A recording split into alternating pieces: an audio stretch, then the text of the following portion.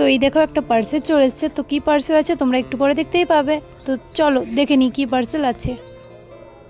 Hello guys, good afternoon, welcome back to our new blog. তো তোমরা দেখতেই পাচ্ছ আজকে আমার হাতটা পিছন দিকে, কি কারণে বলো তো? কারণ আজকেও একটা পার্সেল এসছে। সেই পার্সেলটায় কি আছে দেখো, এই যে।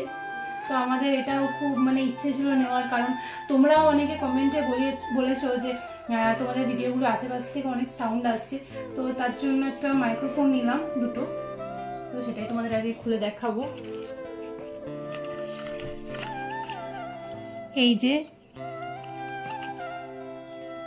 এটা একটা দুটো, আর এটা ওই ফোনের পিছনে দেয় এটা। আর এখানে আছে চার্জে দেওয়ার কর্ডটা।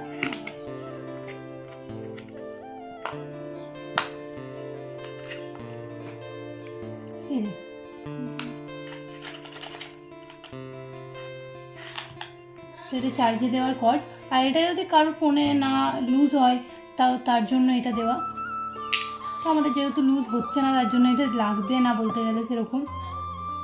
তো এটা বলতে গেলে একটা স্বপ্ন পূরণই, ছোট্ট স্বপ্ন পূরণ, কারণ আমাদেরও খুব ইচ্ছে ছিল নেওয়ার। এতদিন ধরে নেবো নেবো ভাবছি, আর নেওয়া হচ্ছিল না, নিয়েই নিলাম।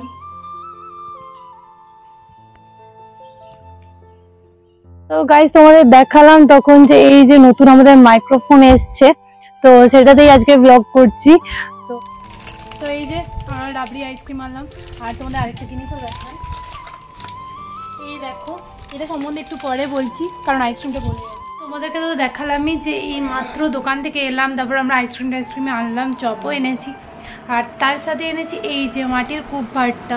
এটা একটু নোংরা বসে গেছে, যার দোকানে কিনলাম তার দোকানে দুটোই মাত্র কুপভাঁড় ছিল, আরেকটা ছিল ফেটে গেছে। তো তার জন্য বাধ্য হয়ে এটাই নিতে হলো। কিন্তু এটা এমনি সুন্দর দেখতে, কিন্তু জাস্ট একটু ধুলো টুলো বসে গেছে, ঝেড়ে নিতে হবে, মুছে নিতে হবে, তাহলেই ঠিক হয়ে যাবে। তো যাই হোক, এই কুপভাঁড়টা কেনার একমাত্র কারণ হচ্ছে এটা ঠাকুরের কাছে রাখবো উপরে।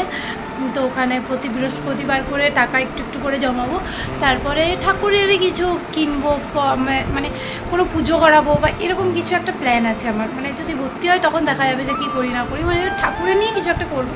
কিন্তু এটা আমার ইচ্ছা আছে যে প্রতি বৃহস্পতিবার করে যদি প্রতিদিন দিতে পারি তো খুবই ভালো কথা। আর যদি মনে নাও থাকে, আমি ঠিক করেছি, টার্গেট রেখেছি যে প্রতি বৃহস্পতিবার করে টাকা ফেলবই এই কুপভাঁড়টাতে। তো তার জন্যই আনা। আর আরেকটা কুপভাঁড় নয়, আমি একটা বক্স দিয়ে বানিয়েছিলাম অনেক দিন আগে, তো ওখানে একটু একটু করে টাকা জমিয়েছি, জানি না যে কতটা টাকা হয়েছে বলে। তো যদি দেখি যে অনেক টাকা হয়ে গেছে, কিছুদিন পর দেখবো যে এখন প্রায় অর্ধেকটা হয়েছে, ভরেছে, ভারী ভারী লাগছে বেশ।